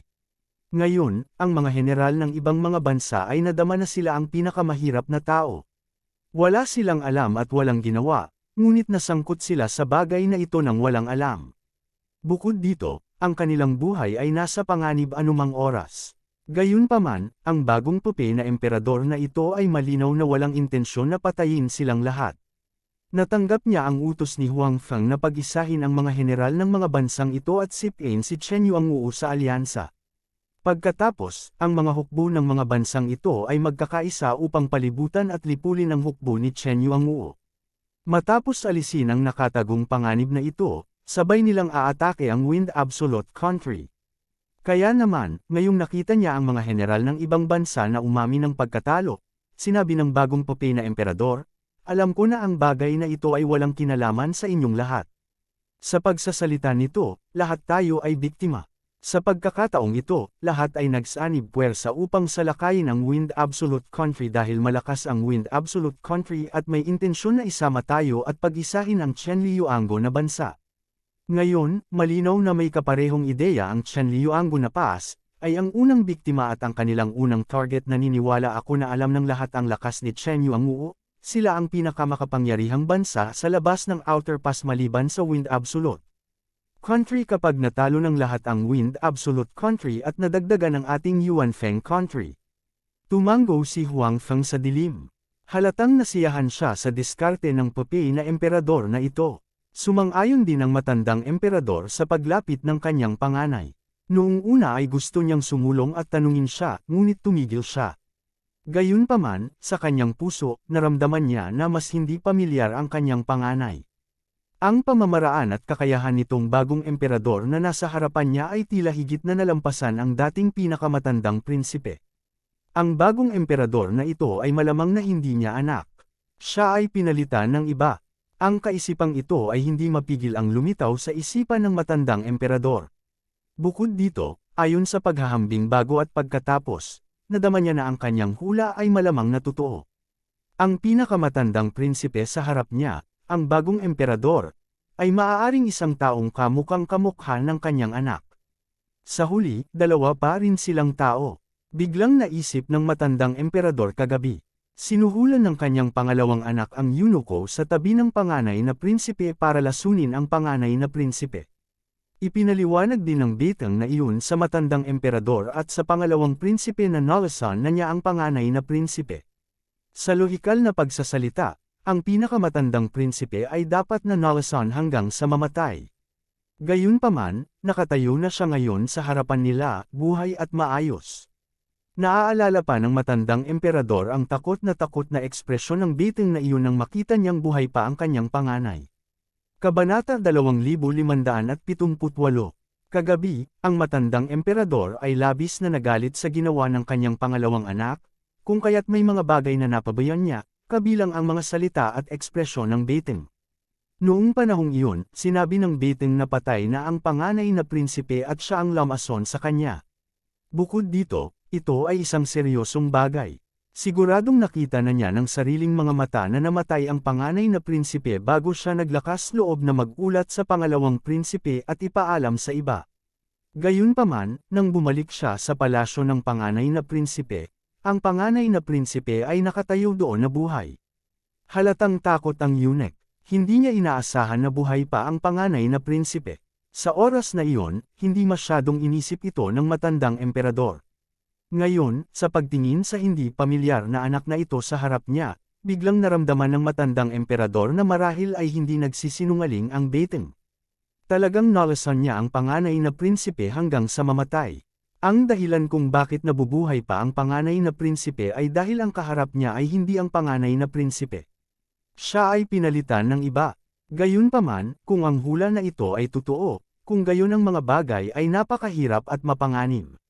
Nangangahulugan ito na si Chen Yuanguo ay hindi lamang ang kapangyarihan na nagbabalak laban sa kanyang bansa. May iba pang kapangyarihan, at ang panganay na prinsipe na nasa harapan niya ay halatang may ibang kapangyarihan. Ang ikalawang prinsipe ay sumuko na kay Chen Yuanguo, at siya ay naparito upang lasunin ang unang prinsipe. Higit pa rito, nakatanggap pa siya ng suporta ni Chen Yuanguo. Nangangahulugan ito na ang unang prinsipe sa harap nila ay halatang hindi isang taong ipinadala ni Chen Yuanguo. Siguradong kabilang siya sa ibang paksayon, at nagkataon lang na sinamantala nila ang pagkalaso ng ikalawang prinsipe sa unang prinsipe para gumamit ng impostor upang palitan ang kanilang panganay na anak. Gayunpaman, ganap na naitago ng kabilang partido ang kanilang pagkakakilanlan. Bukod dito, naihatid nila ang bangkay ng kanyang panganay palabas ng palasyo sa napakaikling panahon. Ito ay tiyak na hindi isang madaling gawain. Nangangahulugan din ito na mayroon silang napakalalim na impluwensya sa palasyo. Hindi man lang alam ng matandang emperador kung ilang tao ang itinanim nila sa palasyo. Marahil, ang ilan sa mga kawal at ministro sa harap niya ay kanilang mga tao. Sa makatuwid, kahit na nagsimulang maghinala ang matandang emperador sa pagkakakilanlan ng bagong emperador, hindi siya nagmamadaling ilantad siya, at hindi rin siya nag-interrogate sa kanya. Kailangan niya itong dahan-dahan. Higit pa rito, ang ginagawa ng Peking Crown Prince ay lubhang kapakipakinabang sa bansa ng Yuanfeng, kaya wala siyang dahilan para pigilan siya. Gayunpaman, isang bagay ang sigurado. Ang kanyang panganay na anak na lalaki at pangalawang anak na lalaki ay parehong patay. Wala pang 2 araw, nawalan siya ng 2 anak. Isa itong malaking dagok sa isang matandang lalaki na nasa libingan ng isang paa. Lalo na kapag kasama nila ang kanyang paboritong anak. Dahil alam ko na ang tungkol sa kanilang pamamaraan, hindi ko sila hahayaang magtagumpay. Napaisip ang matandang emperador. Kapag naayos na ang usaping ito, haharapin niya ang impostor na ito. Pagdating ng panahon, aagawin niya sa kanya ang kanyang bansa. Gayunpaman, ang tanging bagay na inaalala niya ngayon ay ang kalusugan ng matandang emperador ay hindi maganda. Maaari siyang pumanaw anumang oras. Higit pa rito, ang pangalawang prinsipe ay nakipagsabuatan sa mga tagalabas upang maghimagsik. Dahil dito, lalo pang nataranta at nagalit ang matandang emperador. Ngayon, mas mahina pa ang katawan niya kaysa dati. Sana ay bigyan pa ako ng langit ng mas maraming panahon para itaboy ang mga taong ito na gustong sakupin ang aking bansa at ibalik ito sa aking anak, panalangin ng matandang emperador sa kanyang puso. Bagamat ang 2 sa kanyang mga anak na lalaki ay patay na, ang matandang emperador ay may maraming anak na lalaki. Sa makatuwid, hanggat ang trono ay inagaw mula sa mga kamay ng impostor, ang matandang emperador ay magkakaroon pa rin ng kahalili. Hindi man siya kasing galing ng orihinal na unang prinsipe, anak pa rin niya ito. Sa ganitong sitwasyon, hindi siya makahingi ng sobra. May natuklasan ba siya? Si Huang Feng, na nagtago sa dilim sa lahat ng oras na ito, ay patuloy na binibigyang pansin ang mga pagbabago sa mga ekspresyon ng mga tao sa paligid niya. Napagtanto niya na sa ilang sandali, ang matandang emperador ay tila patuloy na tumitingin sa unang prinsipe. May hitsura ng pagsisiyasat at pagdududa sa kanyang mga mata, na naging dahilan upang maging mapagbantay si Huang Feng. Mapapalitan lamang ni Huang Feng ang isang pupi na alipin upang palitan ang orihinal na unang prinsipe. Gayunpaman, hindi niya maaaring gawin ang pupi na ito na magkaroon ng parehong mga pag-iisip at gawi tulad ng orihinal na unang prinsipe. Hindi siya marunong matuto, ngunit kailangan niya ng oras. Bukod dito, ang orihinal na unang prinsipe ay patay na. Gustuhin man niyang magsumikap ang Pupi para matuto, walang matutunan. Sa makatuwid, si Huang Feng ay palaging natatakot na ang Pupi na alipin na ito ay malantad. Sa kabutihang palad, naipasa na ng matandang emperador ang trono sa Pupi na alipin. Sa makatuwid, kahit na ang mga ministro ay may pagdududa, hindi sila maglalakas loob na itaas ang mga ito. Pagkatapos ng lahat, ang Pupi na alipin ni Huang Feng ay ang emperador na ngayon. Sino ang maglalakas loob na tanungin ang isang emperador? Iisipin na lang nila na ang bagong emperador ay nagpaka-low profile noong siya ay prinsipe pa. Nang siya ay naging emperador lamang siya nagsimulang magpakita ng kanyang galing. Hindi sila maghahinala na ang emperador ay pinalitan ng iba. Gayunpaman, iba ang matandang emperador na ito. May karapatan siyang tanungin ang Pupi na alipin na. Ito, bukod dito, dapat niyang kilalanin ng husto ang kanyang anak. Sa makatuwid, kung ang Pupi na emperador na ito ay nalantad, ito ay malamang na dahil sa matandang emperador. Sa makatuwid, binibigyang pansin ni Huang Feng ang mga pagbabago sa ekspresyon ng matandang emperador. Ngayon, tila may natuklasan talaga ang matandang emperador. Dapat ba akong gumawa ng isang move sa kanya at hayaan siyang mamatay ng ilang araw na mas maaga? Tumingin si Huang Feng sa matandang emperor at nag-alinlangan sandali. Bagamat ang matandang emperor ay wala ng maraming araw upang mabuhay, kung ibunyag niya na ang bagong emperador ay isang pekeng, ito ay magdadala ng maraming problema kay Huang Feng at sa bagong emperador. Pagkatapos ng lahat, ang kabilang partido ay ang matandang emperador. Madali para sa iba na maniwala sa kanyang mga salita. Kapag talagang naibunyag na niya ang kanyang natuklasan, ito ay magiging mahirap. Gayunpaman, hindi pa nagpasya si Huang Feng na gawin iyon. Sobra na para agawin ang bansa sa kamay ng matandang emperador. Mas masahol pa ang pagpatay sa kanya, lalo na kapag walang ginawang masama ang matandang emperador. Sa pag-iisip nito, nag-isip si Huang Feng ng paraan. Bagamat medyo malupit pa rin ito sa matandang emperador, mas mabuti na ito kaysa patayin siya. Habang pinagmamasdan ng matandang emperador ang bagong emperador, si Huang Feng ay palihim na pinagmamasdan ang matandang emperador. Ang mga general ng ibang bansa ay nagpakita rin ng maalalahaning ekspresyon matapos marinig ang mga salita ng Pupi na emperador. Upang maabot ang kanilang kasalukuyang mga posisyon, ang mga general na ito ay hindi tanga o tanga. Maraming mga bagay na maaari nilang isipin hanggat iniisip nila ito. Kung talagang nagtagumpay si Chen Yuanguo sa usapin ngayon, kung gayon kahit na makakuha sila ng ilang mga benepisyo mula sa likuran, makakaranas pa rin sila ng mapangwasak na dagok. Kabanata 2579. Bakit sila nagsanib puwersa upang sirain ang alyansa ng kasal sa pagitan ng Fengju Country at Dalu Dynasty, at ngayon ay inaatake ang Dalu Dynasty? Natural, ito ay dahil ang dakilang dinastiyang Lu, na pabilis ng pabilis, at nagiging mas makapangyarihan, ay isa ng seryosong banta sa seguridad ng kanilang bansa. Naunawaan nilang lahat na ang Wind Absolute Country ang tanging malaking bansa sa labas ng Great Pass, at ang Wind Absolute Country ay hindi kailanman itinago ang kanilang ambisyon. Ang kanilang ideya na pag-isahin ang Great Pass ay hindi lihim. Kaya naman, nagsanib puwersa ang mga mamamayan ng mga bansang ito. Dati, nakagawa sila ng matinding dagok sa Wind Absolute Country. Ngayon, gusto nilang sirain ang Wind Absolute Country sa isang pagkakataon. Sa ganitong paraan lamang nila ganap na maalis ang banta. Gayunpaman, bago tuluyang maalis ang banta ng Fengju Country, lumitaw si Chen Yuanguo. Ang lakas ni Chen Yuanguo ay pangalawa lamang sa Fengju Country. Dati, bumuo sila ng alyansa para sirain ang alyansa ng kasal sa pagitan ng Fengju Country at Dalu Dynasty, at ngayon ay nagsanib puwersa sila para salakayin ang Fengju Country. Maaaring isipin na kapag nawasak ang Fengju Country, ang bansang makakakuha ng pinakamaraming benepisyo ay tiyak na si Chen Yuanguo. Sa oras na iyon, hindi na umiiral ang Fengju Country, kaya sino ang pinakamakapangyarihang bansa sa labas ng Great Pass? Natural, si Chen Yuanguo iyon. Magiging tulad ba ng Fengju Country ang makapangyarihang Chen Yuanguo, at may intensyon na sirain ang ibang mga bansa at pag-isahin ang mga bansa sa labas ng Great Pass? Walang nakakaalam, at walang nang ahas na makasigurado. Gayunpaman, sa pamamagitan ng ilan sa mga nakaraang phenomena, higit pa o mas kaunti ay nagkaroon sila ng mga hula sa bagay na ito, ngunit hindi pa rin sila sigurado. Sa panahong ito, hindi si Chen Yuanguo ay hindi nagpahayag ng mabuting kalooban sa kanila at hinayaan silang magpahinga sa kanilang pagbabantay. Sa makatuwid, bagamat may mga taong naghinala sa ambisyon ni Chen Yuanguo at kung wawasakin ba niya ang ibang mga bansa matapos sirain ang Fengju country, walang binanggit ito, at walang nagkumpirma sa hula na ito. Gayunpaman, ang usapin ng Yuanfeng country ay naglantad ngayon sa ambisyon ni Chen Yuanguo.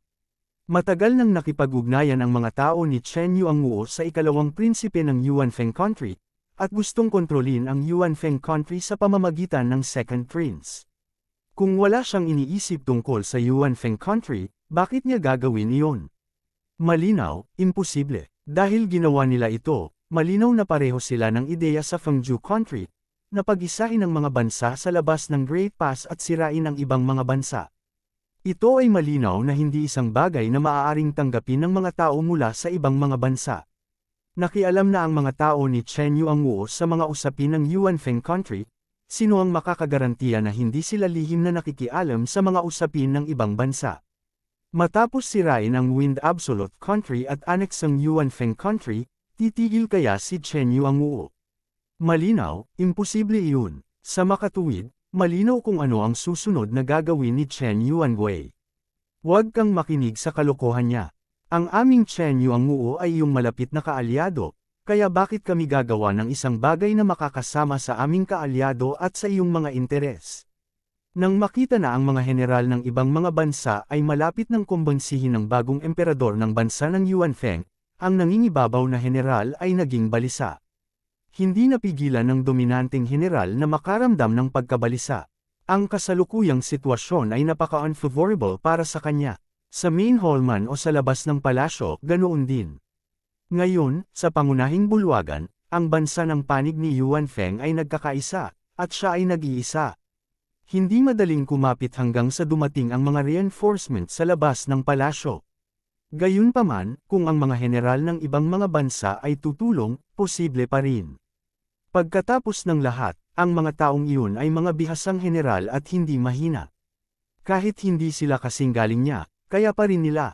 Kung magsanib puwersa ang lahat at haharapin ang pag-atake ng mga sundalo sa pangunahing bulwagan ng bansa ng Yuanfeng, hindi imposibleng kumapit hanggang sa dumating ang mga reinforcement sa labas ng palasyo.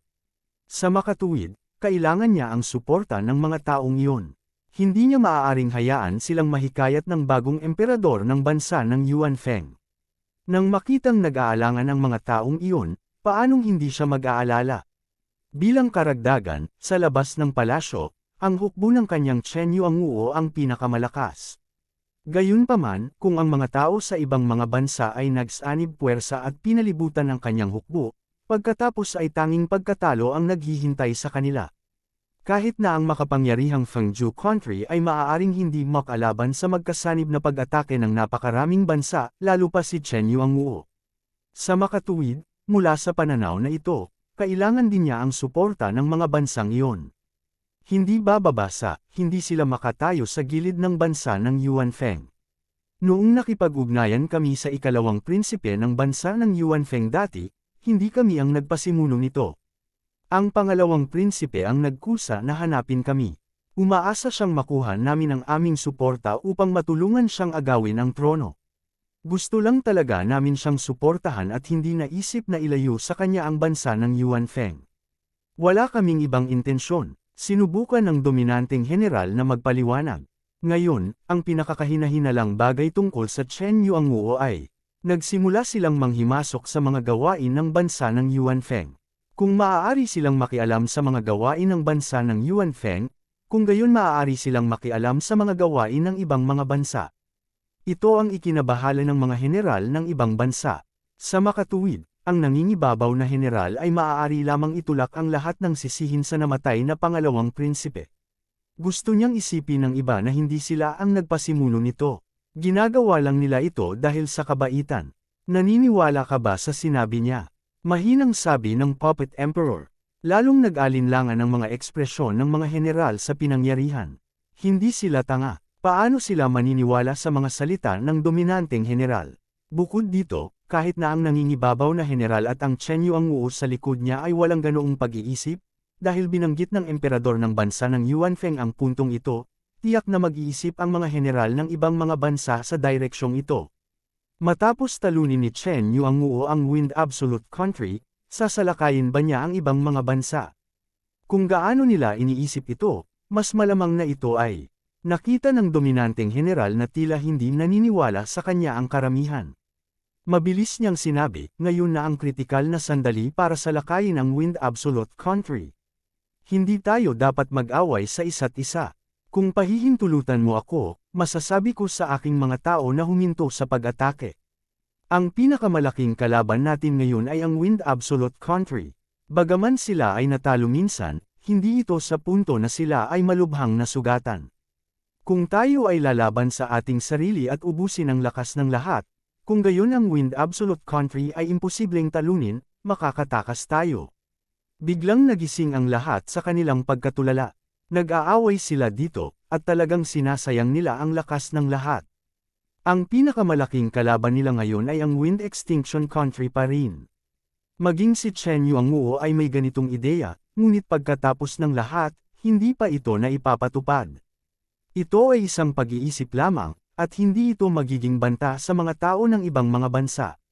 Gayunpaman, iba ang Wind Absolute Country. Inatake na nila ang Wind Absolute Country. Walang babalikan. Kung hindi nila matatalo ang Wind Absolute Country, kung gayon ang Wind Absolute Country ay tiyak na maghihiganti sa kanila. Kabanata 2580. Ang ibang mga bansa, kabilang ang Chen Yuanguo, ay lahat ay natatakot sa Wind Absolute Country. Pagkatapos ng lahat, ang Wind Absolute Country ay may malakas na puwersang militar. Sa napakaraming taon, ito ang pinakamalakas na bansa sa labas ng Great Pass. Ang ibang mga bansa ay nagkaroon din ng mga salungatan sa Wind Absolute Country, ngunit sa huli, lahat sila ay nauwi sa kabiguan. Nakaranas na sila ng maraming pagkalugi mula sa Wind Absolute Country. Bilang karagdagan, ang Wind Absolute Country ay napaka-ambisyoso, kaya lahat sila ay nagsanib puwersa upang salakayin ang Wind Absolute Country. Gayunpaman, ang Wind Absolute Country ay hindi pa natatalo, ngunit sila mismo ay nagkakaroon ng panloob na alitan. Sa ganitong paraan, ang kanilang lakas ay lubos na mababawasan. Paano nila lalabanan ang Wind Absolute Country? Bagamat natalo na nila ang Wind Absolute Country minsan, ang kabiguan na iyon ay hindi nakasakit sa Wind Absolute Country. Bahagyang nabawasan ang kanilang lakas. Bilang karagdagan, nawala sa kanila si Mole at ang unang prinsipe. Ngayon, tiyak na nagkaroon ng kaguluhan sa bansa.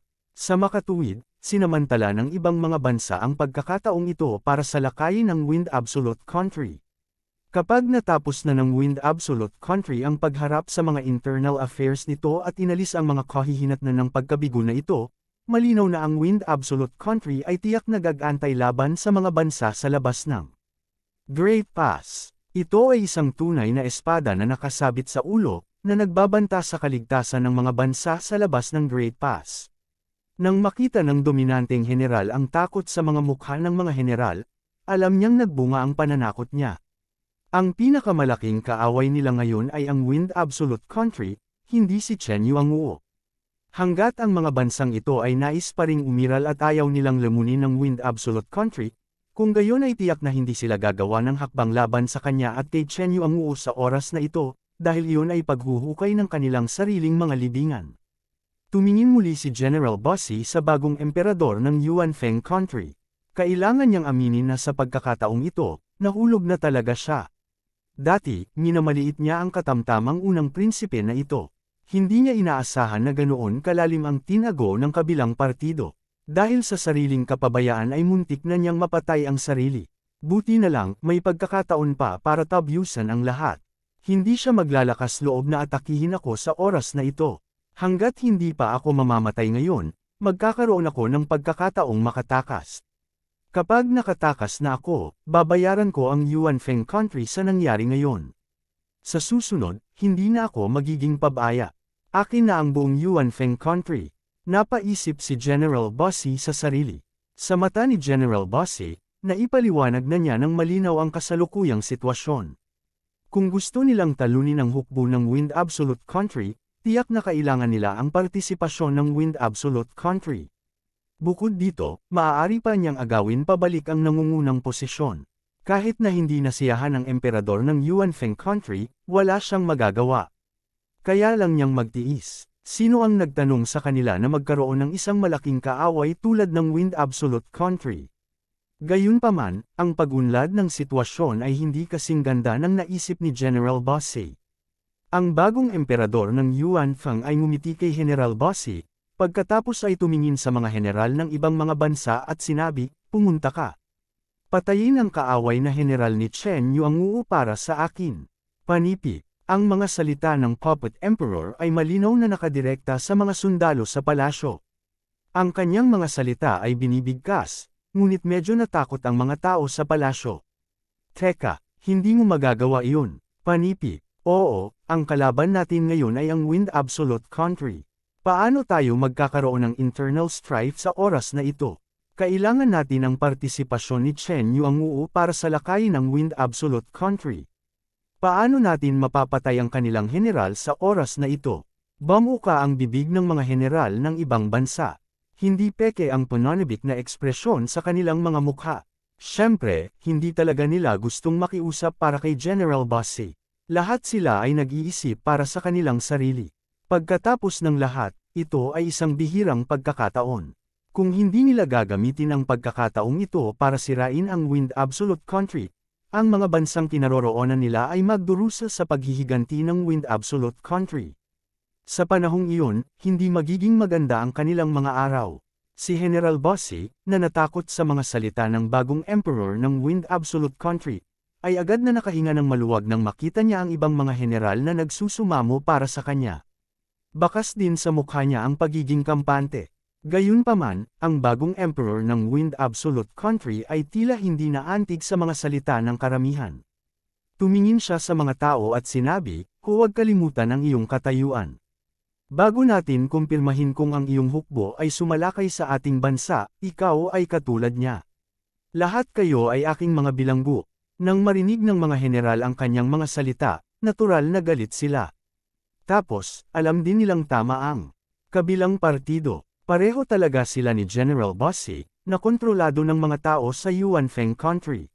Sa ilalim ng gayong mga kalagayan, gaano kabigat ang kanilang mga salita? Dapat mong malaman na ang kalaban natin ngayon ay ang Wind Absolute Country. Kung wala si Chen Yuanguo, hindi lang tayo katugma ng Wind Absolute Country. Gusto mong maghayganti kay Chen Yuanguo, kay General Bossy, maiintindihan namin. Gayunpaman, magagawa mo ba ito pagkatapos talunin ang Wind Absolute Country?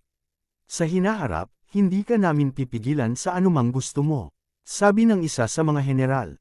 Bitawan mo siya. Itinuro ng Puppet Emperor si General Bossy at sinabing, imposible. Iyan ay parang pagpapalaki ng tigre para mag-anyaya ng kapahamakan. At saka, kahit walang partisipasyon si Chen Yuanguo, kaya ko pa ring talunin ang Wind Absolute Country. Panipi. Sobrang halaga mo ang iyong sarili. Malamig na tumawa si General Bossy at sinabing, ikaw ay isang maliit na bata na hindi pa nakapunta sa larangan ng digmaan. Ano ang alam mo? Sa tingin mo kaya mong talunin si Feng Jiuge sa iilan lang sa inyo? Natatakot ako na baka pagdating ng panahon, bugbugin ka hanggang sa tumakas. Panipi. Bagamat hindi kaaya-ayang pakinggan ang mga salita ni General Bossy, lubos na sumang-ayon ang iba sa eksena. Kung wala ang isang mahalagang katulong tulad ni Chen Yuanguo, talagang napakahirap para sa kanila na talunin ang Wind Absolute Country. Maaaring maging imposible, ganun ba? Parang hindi naman. Umiling ang Puppet Emperor at sinabing. Tumingin siya sa mga general ng iba pang mga bansa at sinabi, kahit na hindi kayong lahat ay lumahok, at tanging ang Yuanfeng Country lamang ang humaharap sa Wind Absolute Country ng mag-isa, tiwala ako na kaya kung talunin sila. Baliw, baliw. Nang marinig ng mga general ng ibang mga bansa ang kanyang mga salita, hindi lamang sila nakaramdam ng lakas ng loob, nadama nila na ang bagong emperador ng Yuanfeng Country ay masyadong mapagmataas. Umabot pa sa punto ng pagmamataas. Para sa gayong tao na maging emperador ng Yuanfeng Country, tiyak na hindi ito magandang bagay para sa Yuanfeng Country. Hindi rin ito magandang bagay para sa kanila. Nangangahulugan ito na ang kanilang pinagsamang lakas sa pag-atake sa Wind Absolute Country ay hihina. Haha, katawa-tawa, tunay na katawa-tawa. Ikaw, ang emperador ng isang bansa, ay talagang nagsabi ng mga kamangmangan na salita. Ang iyong Yuanfeng Country ay nakatakdang wasakin ng iyong mga kamay. Si General Bossy ay tumawa ng baliw. Sa pagkakataong ito, maging ang matandang emperador ng Yuanfeng Country ay sumang-ayon sa mga salita ni General Bossy. Yung kaharap niya na baka impostor, feeling niya hindi siya masama noon. Ngayon, tila isa lang siyang mayabang at mayabang na tao. Mas mayabang pa siya at ignorante kaysa sa pangalawa niyang anak.